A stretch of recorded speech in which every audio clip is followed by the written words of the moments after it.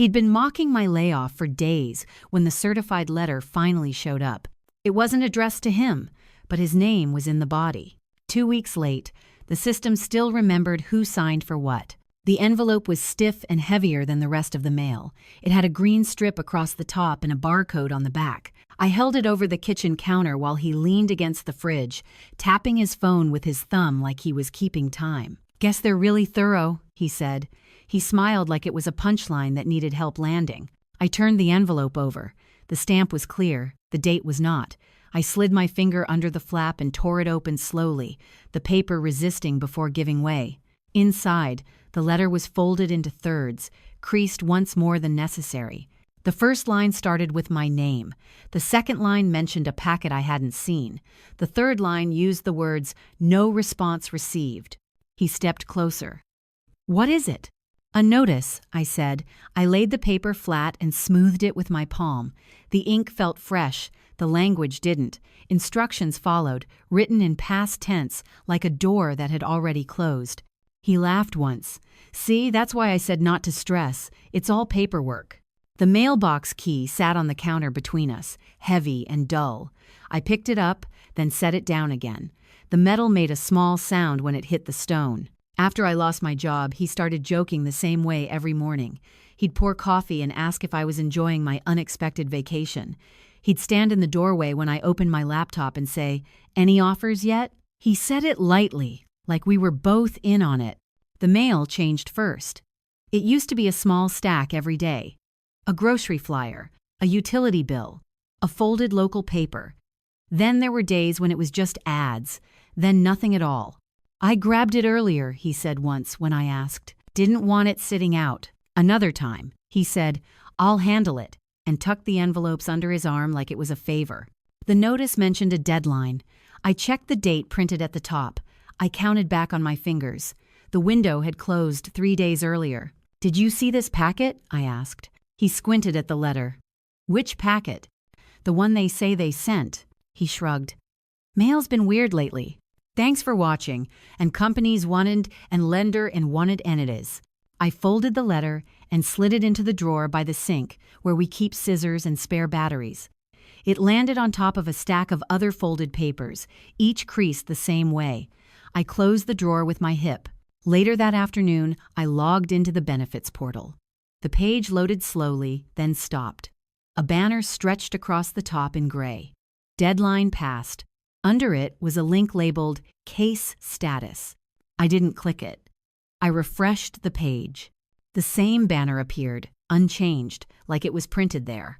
From the living room, he called out, "Any luck?" "Still loading," I said. "Tech's a mess everywhere," he said.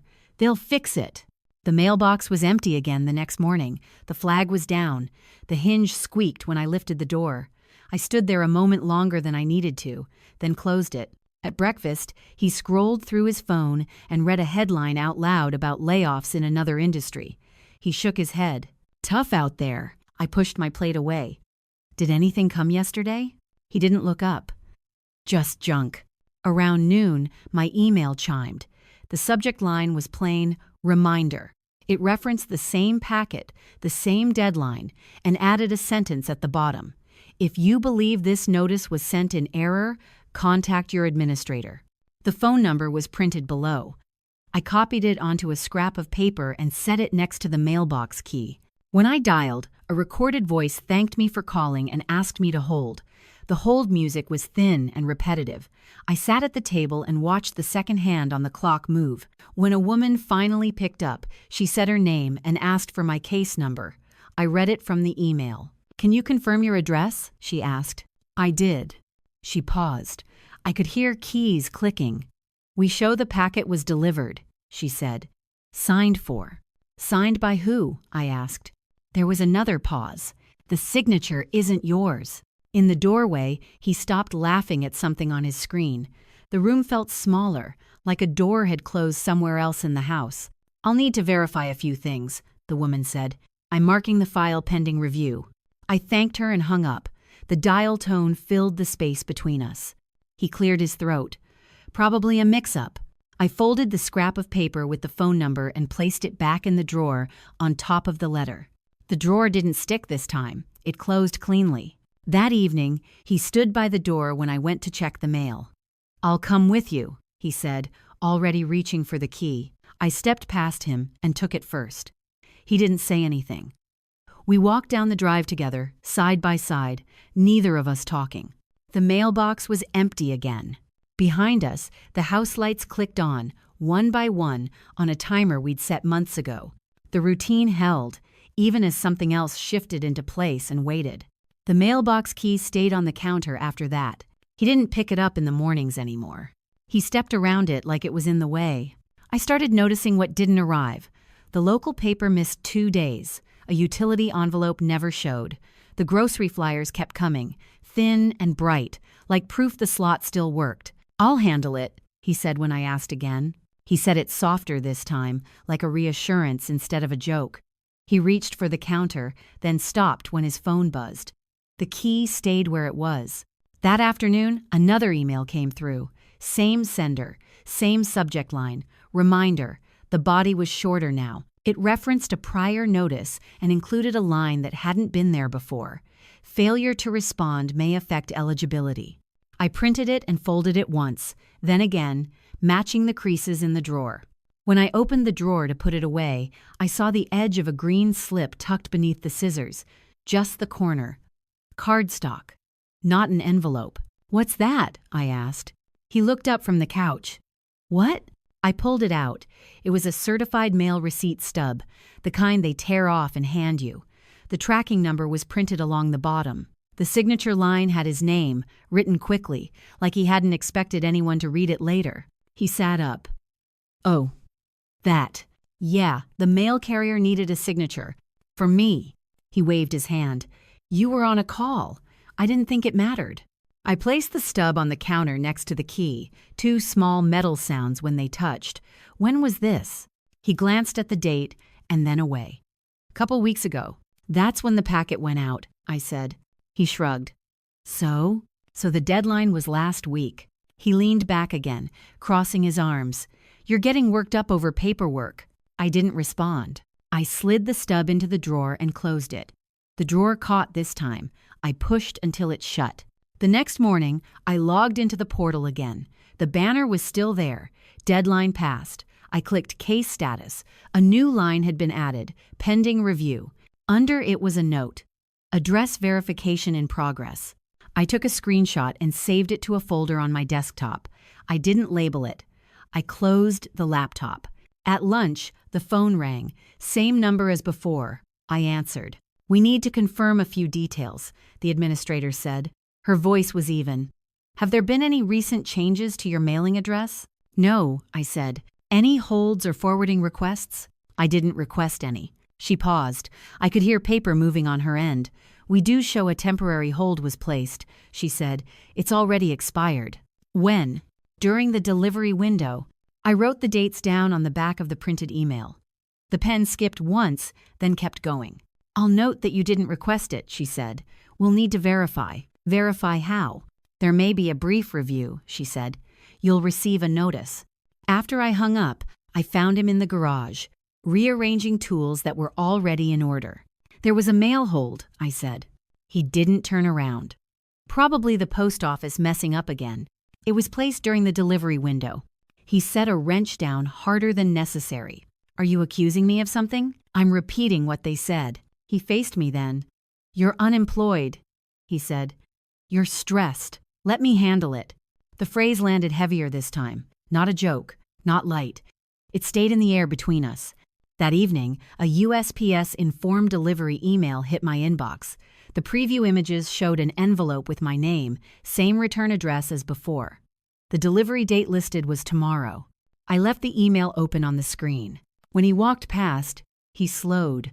"Another one?" he asked. "Looks like it." "I'll grab it," he said automatically. I closed the laptop. "I will." He stopped. For a second, he looked like he was going to argue. Then he nodded. "Fine." The next day, I checked the mailbox as soon as the carrier came through. The envelope wasn't there. The preview image glowed on my phone, unchanged. Inside, he was at the table, scrolling. "Anything?" "No," I said. He frowned. "Weird." I-FIS-O.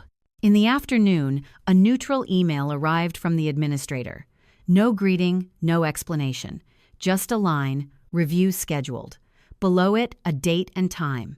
"It's probably nothing," he said when I told him. I printed the email and folded it. The drawer was full now. Papers stacked, all folded the same way, edges aligned. That night, he tried to joke again, asked if I was enjoying my extra free time. The words didn't land. He laughed anyway, once, then stopped.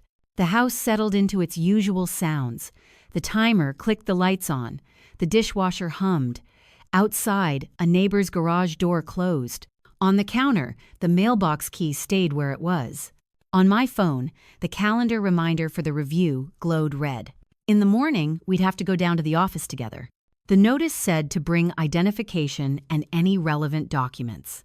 He didn't say anything about that part. The waiting room smelled like warm paper and floor cleaner. A plastic sign on the wall said "Take a number" in faded red.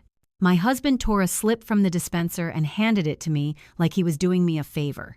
I took it and folded it in half. The crease was sharp. I didn't put it in my pocket. I set it on my knee and kept my thumb on it so it wouldn't slide. He sat too close, his leg angled toward mine, like closeness could edit the last 2 weeks. "This is going to be quick," he said. "You're making it bigger than it is." Our line. A mother across the room bounced a toddler on her lap. A man in a work shirt stared at his phone with both hands. Every few minutes, a small speaker above the counter crackled and called a number. I kept my purse on my lap. My ID was in the side pocket, half visible. I could feel the edge of the card through the fabric. He leaned in. "Say less," he whispered. "Let me talk." I didn't answer. I ran my thumb over the folded number slip again, back and forth until the paper softened. The speaker crackled. B19. That was ours. We walked to the counter window. The glass had a small circle cut out at mouth level and a narrow tray below it. A pen on a chain lay on the counter, its plastic body cloudy from use. A clerk in a blue cardigan looked at the screen, then at me. "Name?" I said it. I slid my ID into the tray. The plastic made a dry sound against the metal. My husband stepped forward before she asked anything else. "I'm her husband," he said, smiling. "We're just here to clear up a mail thing." The clerk's eyes flicked to him, then back to me. Her face stayed neutral. "I'll need to speak with her," she said, and kept her hand on my ID like it anchored the conversation. He blinked. "I'm just helping." "I understand," she said, still looking at me. "Can you confirm your address?" I confirmed it. I kept my voice even. No extra words. She typed. The keyboard clicks were fast and small, like rain on a window. Then she reached to her left and pulled a thin file folder from a bin. It had a barcode sticker on the corner and my name printed in block letters. She opened it and lifted out a single page. The paper wasn't folded. It looked like something that had been printed, handled, and filed without anyone reading it twice. "I'm going to read what we have on record," she said. Behind us, the waiting room shifted. Shoes scuffed. Someone coughed. The mother stopped bouncing the toddler for a second. The clerk read the delivery date out loud. She read the tracking number. Then she paused at the bottom. "It shows the packet was delivered and signed for," she said. My husband let out a small laugh. Quick and confident. "See? Told you." The clerk didn't react. She looked at the line again. "The signature name on file," she said, "is not yours." His laugh cut off like a switch. She turned the page slightly, so it faced her, not us, and spoke in the same tone. "It's listed as Derek, and Wellgref and Wellcand under Nan." My husband's shoulders lifted, then lowered. He put both hands on the counter edge, fingers spread, like he was steadying himself. "I signed because she was busy," he said. "That's normal." The clerk nodded once, still not agreeing. "We need to verify receipt by the claimant," she said. "That's the policy." I watched the pen on the chain sway a little from the movement of the tray. The chain tapped the counter twice, soft and metallic. My husband leaned closer to the cutout circle in the glass. "So we can just redo it," he said. "Right? Just resend it." The clerk's eyes dropped to her screen. "The deadline for that packet has passed," she said. "But the file is already marked pending review." He swallowed. I saw his throat move. The clerk picked up my ID and slid it back through the tray. She kept the folder open with one finger. "I need to ask you," she said to me. "Did you ever receive the packet?" "No," I said. "Did you authorize anyone to hold your mail or change delivery during that time?" "No," I said again. My husband exhaled through his nose, like he was trying to slow me down without touching me. The clerk typed. The screen reflected faintly in the glass. She stopped, read something, then typed more. "I'm adding a case note," she said. "We'll need address verification and a brief review of delivery records." My husband's voice softened. "This is ridiculous," he said, aimed at the air. "We're married." The clerk didn't look up. "You'll receive a notice," she said. "You may be contacted by an administrator. If additional documentation is needed, it will be listed." She reached into the folder again and pulled out a small printed slip. She slid it into the tray. "This is your reference number," she said. "Keep it." I picked it up. The paper was warm from the printer. The ink smelled faintly sharp. Behind us, someone shifted in line, too close. I felt their presence without turning around. My husband stared at the slip in my hand. "What does review mean?" he asked. "It means we verify," the clerk said. "That's all I can tell you at the window." He opened his mouth like he wanted another angle. No words came out. The clerk closed the folder and set it back in the bin. The motion was tidy. Final. She pressed a button and the speaker crackled. B-21. We stepped away from the window. The air in the waiting room felt thinner than when we'd walked in. On the way out, my husband reached for the number slip still folded on my knee, like he wanted to take it now, as if it belonged to him. I moved it into my purse instead, slow and deliberate. Outside, the sun was too bright for the hour. He stood by the curb, looking at his phone without unlocking it. "We'll fix it," he said. His voice was quiet now, the joke part gone. I didn't answer. I turned the reference slip over and saw the words printed at the bottom. "Pending review, do not close file." The notice came 3 days later, exactly when the administrator said it would. No greeting. No explanation. Just a subject line that read, "Verification in progress." I printed it and added it to the drawer. The stack had grown thick enough that it resisted when I tried to close it. I pressed down until the papers settled, edges lining up again. My husband stood in the doorway watching. "They said it was pending," he said. "That's normal." I nodded once. I didn't argue. I picked up the mailbox key and slipped it into my pocket before he could reach for it. At the post office, the clerk asked for my ID before I said anything else. The counter was scuffed from years of elbows. A laminated sign listed services in small black text. "I need a delivery record," I said. She typed the tracking number from the receipt stub I'd brought. Her nails clicked against the keyboard. She turned the screen slightly toward herself, reading.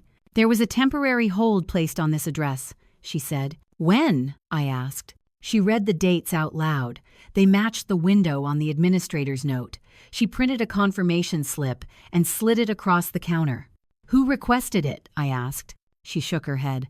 "I can't see that here, just that it existed." Behind me, someone sighed.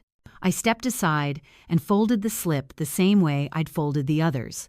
At home, my husband was unusually quiet. He wiped the counter twice in the same spot. He rearranged the mail basket even though it was empty. "They're just checking boxes," he said, not looking at me. "It'll sort itself out." The administrator called that afternoon. I put her on speaker. My husband stayed in the room. "We've confirmed a delivery record and a temporary hold," she said. "We need to determine whether the claimant received the packet." "I did not," I said. There was a pause. Paper moved on her end. "I'm noting that," she said. "The review will proceed." My husband cleared his throat. "This is getting blown out of proportion." She didn't respond to him. "You'll receive a determination after the review," she said to me. "If the deadline was missed due to non-receipt, the outcome is procedural." "What does that mean?" he asked. "It means the system follows the record," she said. "We don't make exceptions at this stage." After the call, he paced the kitchen once, then stopped. "You should have told me sooner," he said. "I asked about the packet," I said, "more than once." He opened his mouth, then closed it. He reached for the mailbox key on instinct and found the counter empty.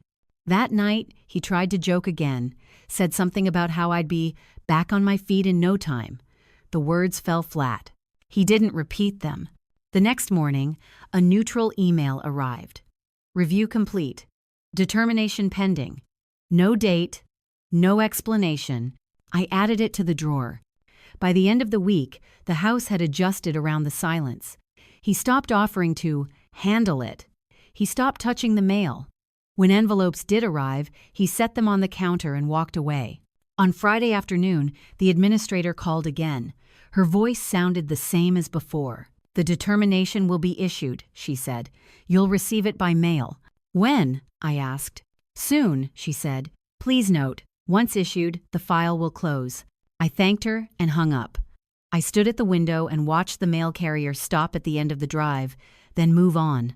Behind me, my husband said nothing. On the counter, the mailbox key rested where I'd placed it that morning. In the drawer, the folded papers waited. The determination didn't come right away. What came first was a change in how people spoke, like the house was listening now. Even the jokes had to pass through something before they could land. On Monday, the mail carrier stopped at the end of the drive and put one envelope in the box. Just one. I watched from the window until he walked away. I took the mailbox key off the hook and felt its weight in my palm. The metal was cold. I walked down the drive alone. My husband stayed inside, pretending to look for something in a kitchen drawer. The envelope wasn't from the benefits office. It was a plain utility bill, thin and ordinary.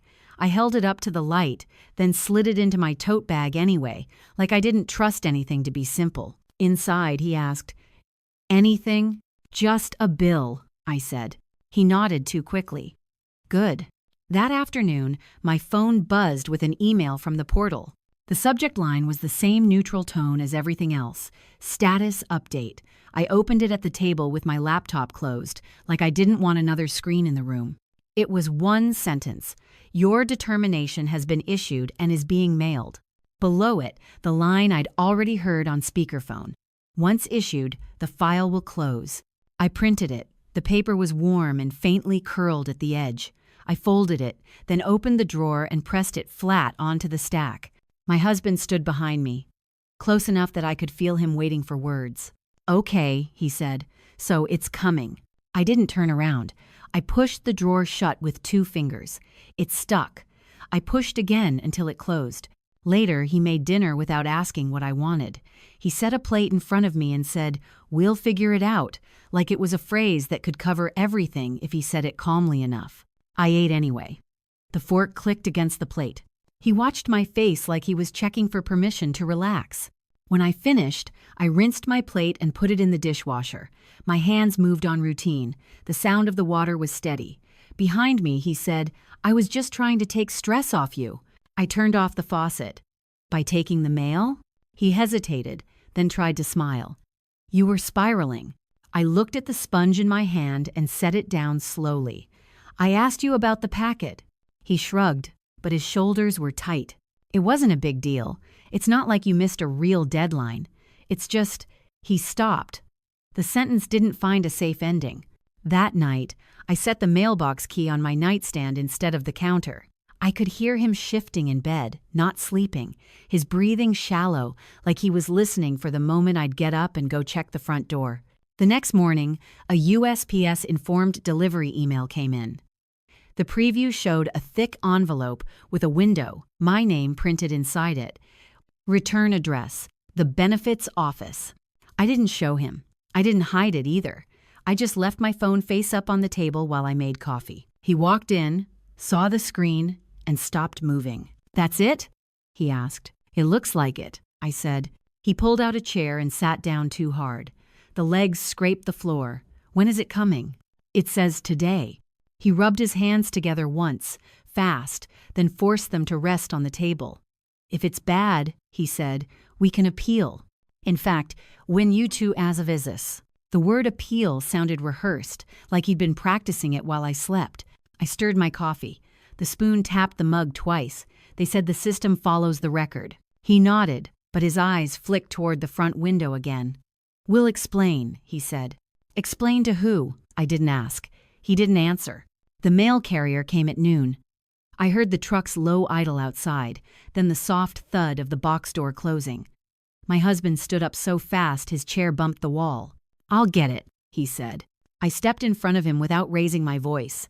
I held my hand out. He stared at my palm, then at my face.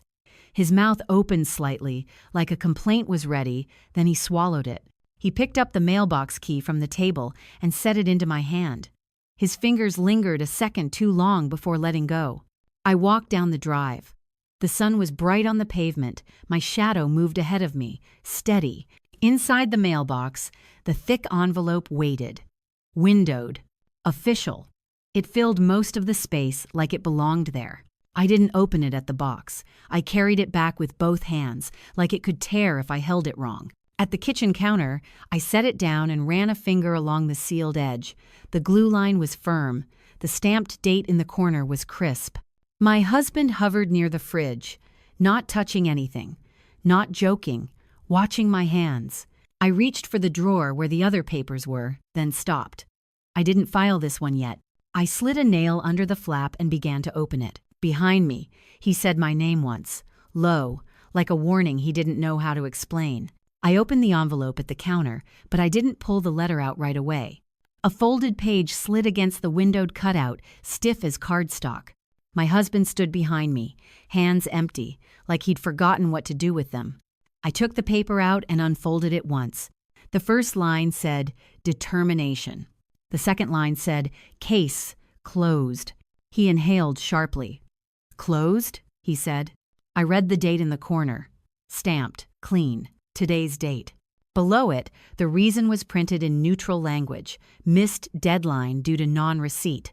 Delivery confirmed, signature on record. I didn't look at him. I set the letter down and smoothed it with my palm. The mailbox key sat beside it, the metal catching the light. We can fix this, he said, too fast. We'll go there and explain. I folded the letter back along its original crease. Then I picked up the green receipt stub from the drawer and slid it into my tote. I didn't say yes. I didn't say no. At the county office, the same take a number sign hung crooked on the wall. We pulled a ticket and sat under the humming light. My husband kept tapping his knee, then stopping when he noticed me watching. When our number was called, we went to the counter window again. A different clerk this time, older. Glasses on a chain. She took my ID through the tray and scanned it without expression. "I'm here about a determination," I said, and slid the letter forward. The paper caught on the tray edge. I pushed it flat. She read the header first, then the date, then the line that mattered. Her eyes moved to her screen. Her fingers typed, slow and sure. Behind us, a man in a hoodie stopped talking on his phone. A woman near the chairs shifted her bag to her lap. The waiting room sound thinned out, like someone lowered a dial. The clerk cleared her throat once.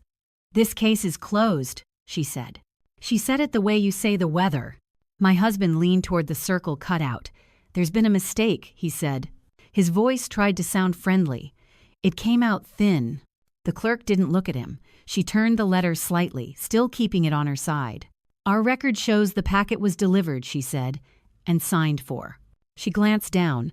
Signed by Derek. The name hung there for a second. No one laughed. No one reacted. The room just held its breath. My husband's hands came up to the counter, then dropped again. "I signed because she was busy," he said. "That's all." The clerk nodded once. "The deadline was missed," she said. "Non-receipt was reviewed. The determination stands." She tapped her screen and stopped typing. "If you want to appeal, the instructions are on the letter. It's not grade." Her tone stayed level, like she was reading from a list. He swallowed.